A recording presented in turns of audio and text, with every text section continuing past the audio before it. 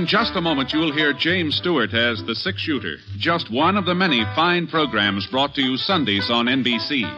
Later this evening, listen to the NBC Star Playhouse with two of your favorite stars. Hear Stroke of Fate and the story of what might have happened if fate had reversed historical facts. And be sure to keep tuned for the dramatic story of The Last Man Out. It's a wonderful lineup of great programs, all of them heard only on NBC. James Stewart as the six-shooter.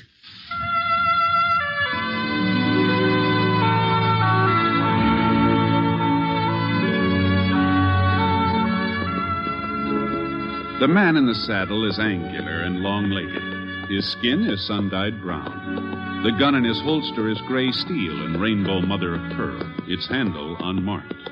People call them both the six-shooter.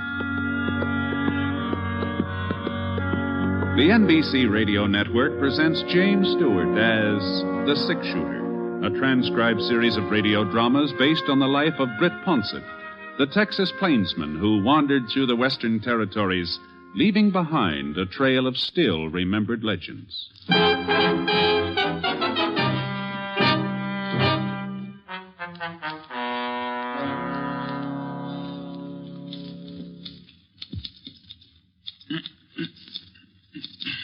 How's that, Alf? Short enough for you?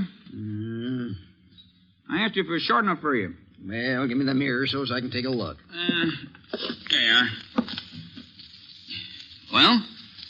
Don't look to me like you cut it at all. Oh, now, Alf. It's still there, ain't it? Hanging down the back of my neck. Well, I figured you'd want to be in style. Fellow was in just the other day, come from Kansas City. Said that's the way all the Easterners are having a haircut. Well, I ain't no Easterner, and I don't aim to be spending a quarter every week for a shave and a haircut, so start slicing it off. Okay. You need to get your head up. Oh, sorry, Breezy. I reckon I ain't feeling up to snuff today. Can't say as I blame you. I heard about the town meeting last night. Yeah. You, told him yet?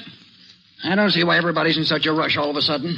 They waited 40 years. A couple more hours ain't gonna make no difference. You're, gonna do it today then, huh? Yeah, I'm gonna do it today. Poor old Gabe. Wonder how he'll take it. I'm sure glad it ain't me that has to break the news. Stop talking about it, Breezy, and finish my hair. Well, Gabe's a sensible man. He's not gonna hold it again you, Alf, seeing as how the whole town's agreed. Well, the whole town don't know him like I do. I was here when he first come to Yellowcrest. I don't know if it wasn't for Gabe Starbuck, there wouldn't be... Howdy, mister. Hello. You're next. Just be a couple of minutes. Dodge City papers there if you'd like to read it while you're waiting. Thank you. Thanks. Britt! Now, you sit still. Britt Ponsett! Huh? Don't you remember me, Britt? Why, Alf Crandall? Alf? Alf Crandall? Oh, sure, I remember you. Oh, what happened to your beard? Breezy here shaved it off 3 years ago. Oh, he did?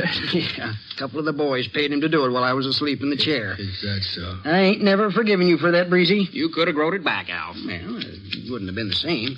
Took me 25 years to get that stand of whiskers. Besides, once Maddie seen me without 'em. Folks do say I look younger. Well, you look so young, I hardly recognize you. Well, what about you, Brett? How's the world been treating you? Oh, first rate. You just hit town. Yeah. I've been out on the Square Moon Ranch last month or so. I ran into a flock of sheep yesterday, and they gave me such a brotherly look, I decided it's high time I get a haircut. Be right pleased to take care of you, Mr. Ponsett. There. That ought to be short enough, Alf. Well, feels like you got some of it off anyhow. Just let me give you a little brush. All right, there you go. Oh, thanks. Sit right down, Mr. Ponsett. Well, what'll it be? Shave and a haircut? Haircut'll do it. Well, you might as well have a shave, too, as long as you're here. I got the kettle on. The towels will be real hot. Why, you won't even feel the razor. No, I don't think No matter how good a man is at shaving himself, it's not the same as having a barber do it. Now, you take having a horse shod. You don't do that yourself unless it's an emergency. You go to an expert. Well, sir, it seems to me a man's face ought to be as important as his horse. Yes, but it seems to me that when a fellow wants to get a... All right, Breezy. You can give me a shave, too. Yes, sir, Mr. Fonzie. Yes, sir. I'll just trim some of this hair off while the water's warming up. You gonna be around town for a spell, Britt? Just overnight, Alf. I'm due back to Square Moon tomorrow. Well, I'd sure like to stay and chew the fat, but I'm due over to Gabe Starbuck's office. Oh, say, how is he? Gabe. Gee, I hadn't seen hide or tail of him. Must be over 4 years. Oh, that's right. You and him used to be real good friends, didn't you? Oh, we sure did. It was Gabe Starbuck gave me my first pony. Well, as a matter of fact, he's aging, Brett. He's aging fast. Oh, I'm sorry to hear that. He's not down sick, is he? No. No, Gabe wouldn't let himself get down no matter how he felt. Uh-huh. What's he up to nowadays? Same as ever. Well, you mean he's still sheriff? Yeah, he's still sheriff. At least he is today. Oh? Truth is, we had a meeting just last night. Decided the town's got to have a new sheriff. And that's what I'm going over to talk to Gabe about now. Uh-huh. You don't want it too short, do you, Mr. Ponset? Fellow's in from Kansas City the other day. Says back there folks ain't cutting their hair so short anymore. Well, you better trim it pretty close, Breezy. I may not be in a barbershop again for quite some time. Whatever you say. Appears to me people around here don't want to be in style. Nobody wants to get rid of old Gabe, Britt. But the town's changed. Well, we got near 700 people living here now. That many? Yeah, there's a new bank, too. Maybe you saw it. Yes, I did, yes. Not doing very good, though. Folks are afraid their money won't be safe. Oh, we haven't had any robberies, not for quite a spell. As long as Gabe's sheriff, well, there's not much he could do to stop an outlaw if one did happen to come our way. You know, old Gabe being so old and all. Yeah. Doggone it, Britt. We all realize that we owe him an awful lot. He cleaned up Yellowcrest. Made it possible for decent people to live here. Of course, that was 40 years ago. Things is a lot different now. We gotta have us a new sheriff, that's all. Mm-hmm. Does Gabe know you're planning on replacing him? No, he ain't told him yet, but can't put it off much longer. I see. It's gonna hurt him pretty bad, isn't it? Well, how would you feel if it was your place? You give your life to a town, your whole life, and they say, we're sorry, but we gotta put you out to pasture. You're too old. Mm-hmm. Well, maybe if he was to have a deputy. Well, we talked about that. Town ain't rich enough to afford 2 salaries. Mm-hmm. Well, Gabe's got a good, sensible head on his shoulders. That's what I said, Mr. Ponset. That's just what I said. He probably won't like the idea of losing his job, not at first, but he'll see that you don't have much choice in the thing. Now, you just lean back. That's better. And be sure and tell me if this towel's too hot. Ooh. Little warm? I guess I can stand it. I'm real glad you don't think we're being too hard on Gabe, Britt. Say, that gives me an idea. Well, seeing as how you understand the predicament we're in, about Gabe, I mean, maybe you wouldn't mind sort of preparing him? No, wait, just a minute, Alf. Now, your old friend, you said so yourself. It'll be different having the news come from you. No, it's none of my concern. Here's another towel, Mr. Ponset. Now, just lean back. You're going to be seeing him anyway, Britt. Now, all you have to do is kind of lead the conversation around to him retiring, lay the foundation, and then later on, when everything's getting... I won't do it, Al. I won't do it. Now, you're just wasting your breath. You just... How in thunder am I going to get this lather on, Mr. Ponset, if you keep moving around like that? I'm only asking you to talk to Gabe because, well, I'm apt to say the wrong thing. You know me, Britt, always putting my foot in my mouth. Hold still. Now, Al, I tell you, you're not going to put... Ouch. Your own fault, Mr. Ponset. Now, I told you to keep quiet. He's right. Just sort of take it easy, Britt, while I sort of explain what I had in mind. And then if you still aren't willing...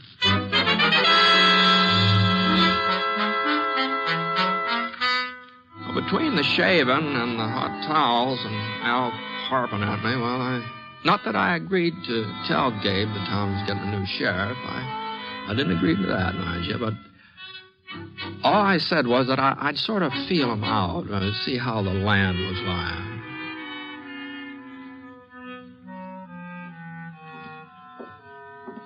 Anyway, about 20 minutes later, I was coming along the boardwalk heading for Gabe's office.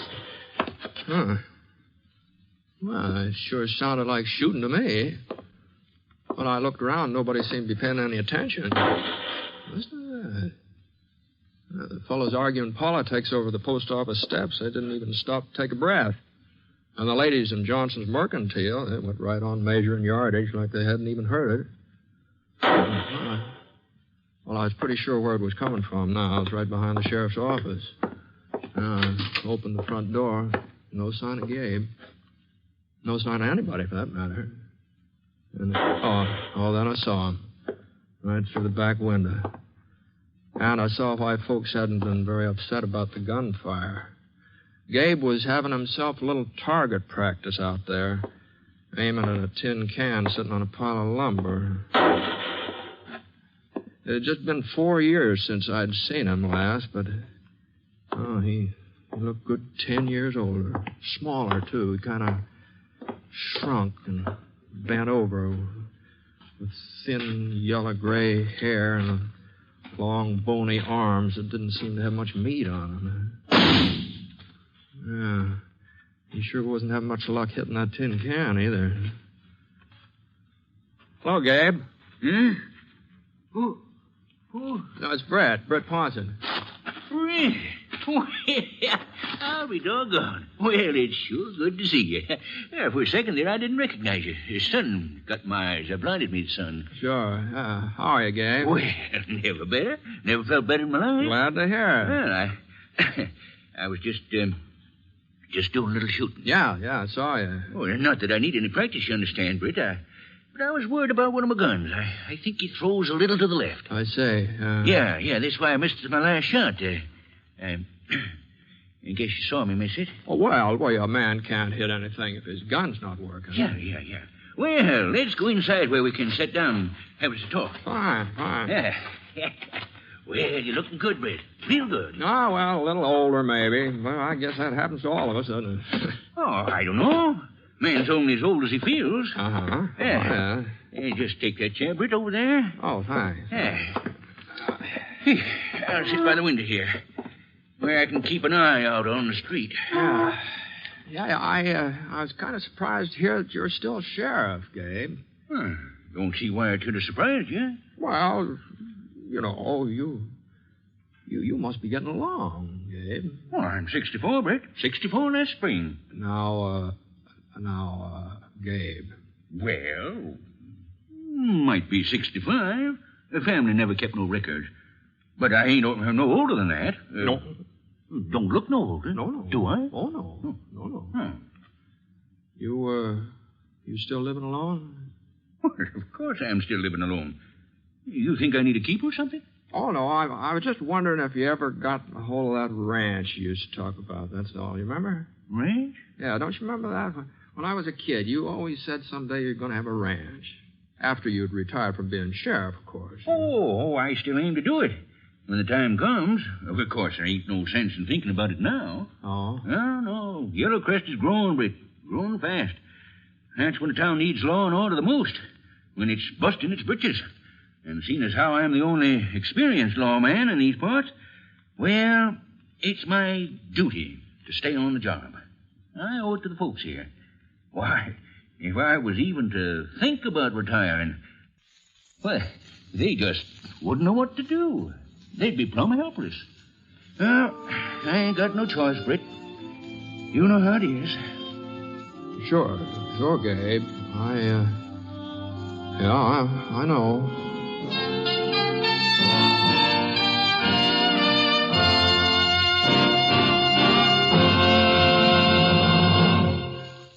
We'll return to James Stewart as the six-shooter in just a moment. The winter brings extra hazards to the motorist and the pedestrian.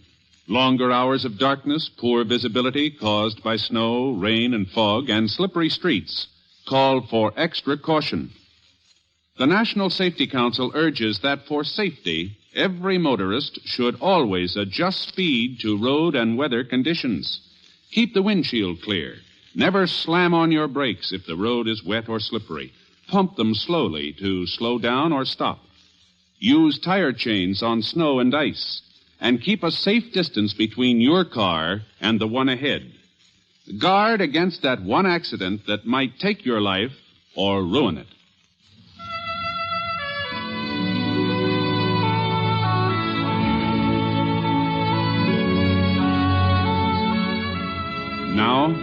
Act Two of The Six Shooter, starring James Stewart as Britt Ponsett.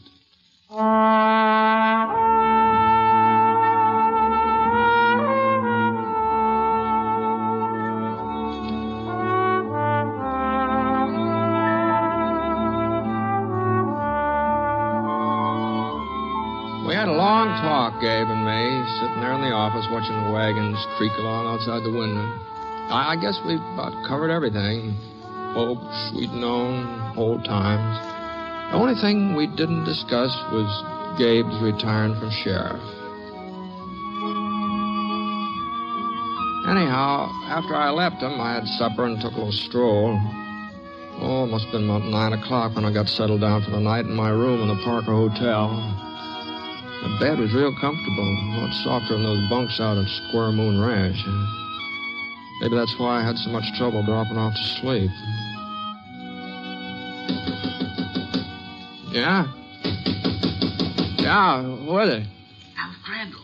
You sleep, Britt? Oh, no. Come on in, Al. Oh, come on in. I'll just get this lamp turned up here.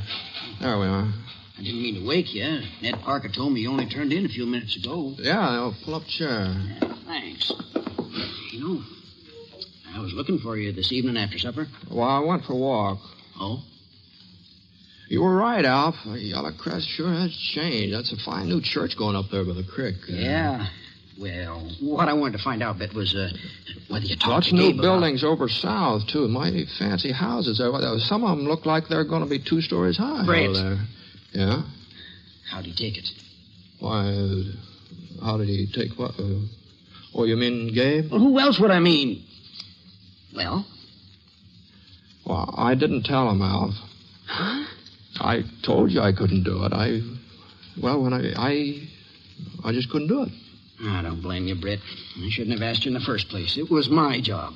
I did kind of hint around once or twice, but I could see what it did to him. Just the idea of not being sheriff anymore. It's all he's got, Alf. He doesn't have a family and kids to worry about. Gabe's the sheriff of Yellow Crest, and if he ever stops being the sheriff, he won't be anything. I know, Britt. I know, but what can we... What's that? The alarm bell. Must be a fire, I reckon.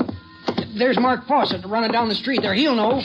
Doggone this window. Stuck tighter. There. Mark! Mark, up here, Mark! What are they ringing the bell for? Somebody robbed the bank. The bank? We're meeting over at the sheriff's office. Well, I guess it was bound to happen sooner or later, Britt. Yeah. Hand me my pants, will you?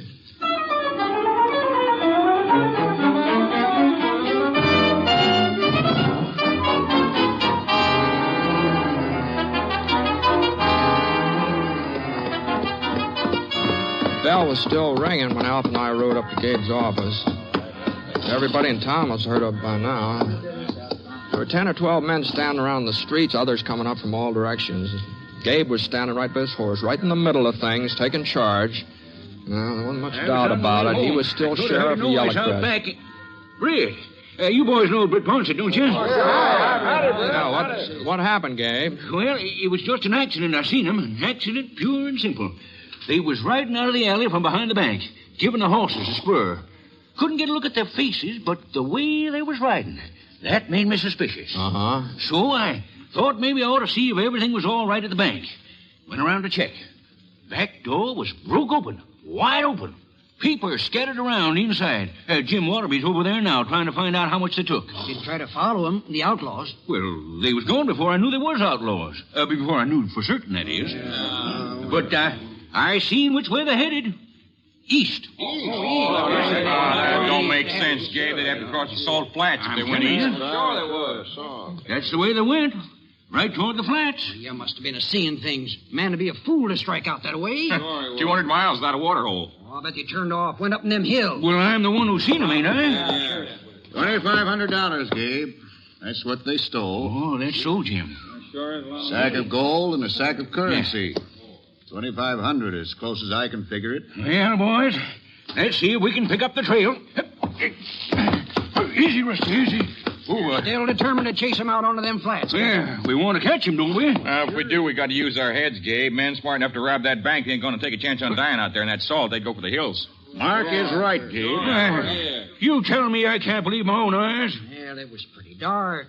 Maybe you got confused. Maybe it looked like they was heading east. Now, we're only wasting time arguing with him. Let's go. I'm the sheriff of Yellow Crest. I'm running this posse, ain't I? Gabe, we're riding toward the ridge. All right. Come on, Rusty. Come on. Gabe! Hey, Gabe! You can't stop him, Brett. When he gets his mind set, nobody can stop him. Guess this just proves we was right about Gabe. He ain't up to the job of being sheriff no more. Yeah, I guess you're right, sure. Okay, boys, I'll lead the way. Hey, come on, this Brett. Oh, you got enough man without me. Search yourself. I watched him winding along toward the rise of the Purple Hills west of town. After a couple of minutes, the night swallowed him up, and the hoofbeats trickled off into silence. All right, Scar, come on. I turned Scar east. It wasn't like Gabe to be stubborn about something as important as a bank robbery. Oh, I'll grant you, it didn't seem very sensible for a couple of bandits to take off across the salt flats. And Gabe's eyesight wasn't what it had been once, of course, but I just couldn't believe he'd be dead wrong. Scar threw up his head when the smell of salt hit his nose. He sure didn't like the idea of walking out into it. Easy, boy, easy now. Easy now. We're not going very far. Come on. Come on now. Nothing but white as far as you could see. Stretched out taut like a cavalry blanket. White salt picking up the moonlight and bouncing along ahead of us. The funny thing, though, there was only one set of hoof prints out there on the flats. Well, about 10 minutes later, I spotted Gabe. Whoa, boy. Whoa. Whoa, boy. He wasn't riding very fast, so I slowed up. I figured it was just as well Gabe didn't see me. I didn't want him to think that I'd tagged along because I was worried about him, you know. And then the darndest thing happened. He swung his horse around and started backtracking. Here, boy. Come here. I eased Scar over behind a couple of gray boulders so we'd be out of sight, and Gabe came right toward us. At first, I thought he knew where we were. Then he turned his horse again and walked him out in the salt. For a couple of minutes, I couldn't figure out what he was up to. It seemed to me like he was just wandering around, no purpose at all. And then the next thing that happened was even stranger yet. Gabe jerked his gun out of his holster and he began firing. But he wasn't aiming at anything. As far as I could see, he was just shooting up into the sky. Yeah, he left off 2 or 3 more shots and then wheeled around and galloped past me on his way back to town.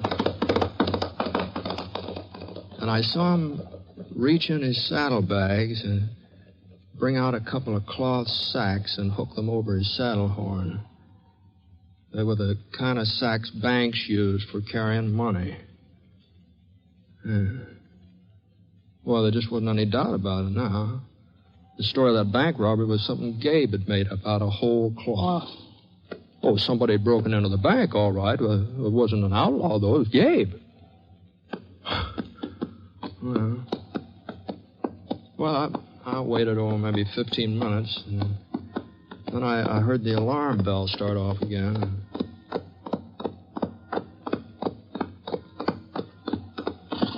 The posse would pull up in front of Gabe's office. Bell must have brought him out of the hills. Gabe was handing the cloth sacks to Jim Waterby.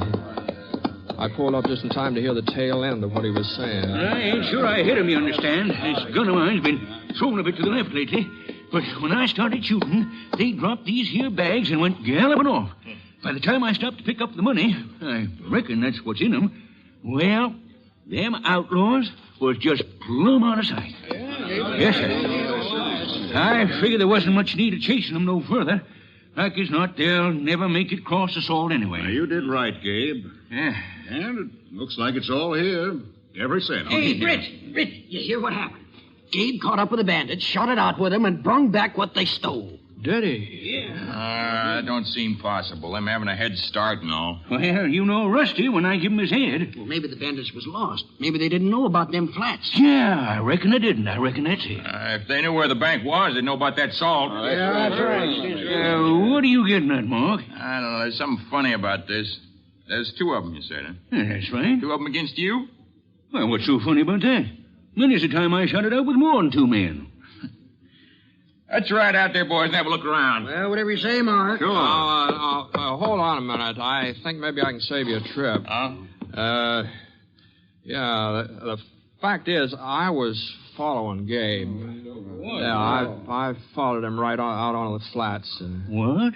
Oh, I know you didn't see me, Gabe. I was behind you, but I could see you just plain as day. Now, Britt, you got to let me... You mean you seen the gunfight, too? Listen to me, Britt. Listen to me.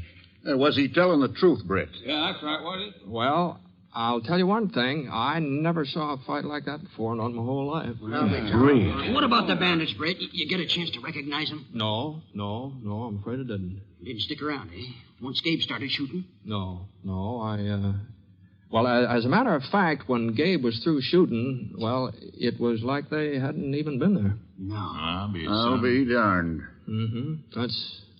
That's what it was, all right. Just like they hadn't been there at all.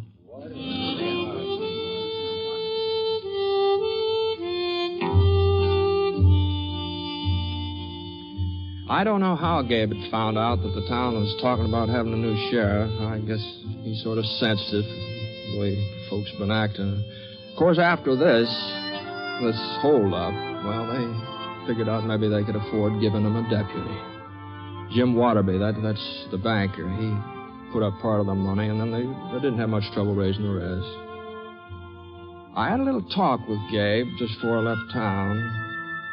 We didn't mention that night out on the flats, neither one of us. But he did give me his word that the next time there's any trouble, well, he'd let his deputy do a good share of the taking care of it. But the way things worked out, though, there haven't been any more robberies in Yellowcrest. Not one single solitary robbery. They say it's because of Sheriff Gabe. Outlaws just don't want to tangle with him. They all must have heard about what happened that time a couple of them tried to hold up the Yellowcrest Bank.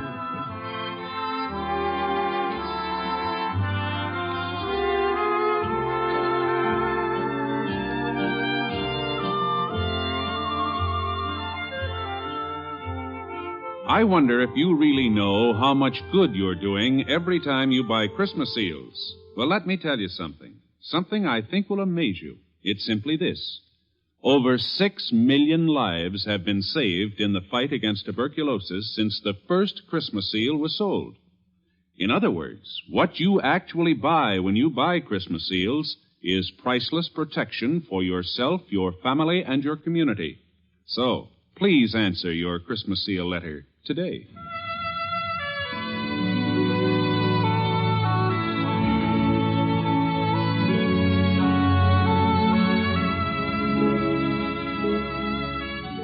The Six Shooter is an NBC Radio Network production in association with Review Productions. It is based on a character created by Frank Burt, and the transcribed story is written by him. Mr. Stewart may currently be seen in the Universal International picture, The Glenn Miller Story.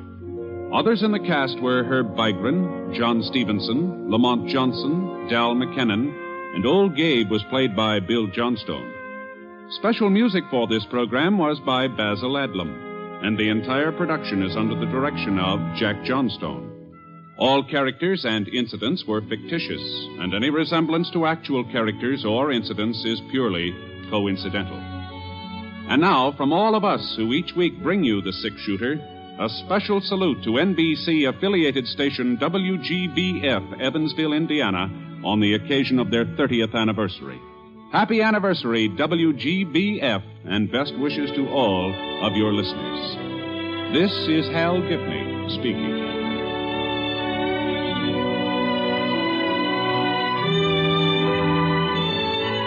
Tonight, hear Lily Palmer and Rex Harrison in the NBC Star Playhouse on the NBC Radio Network.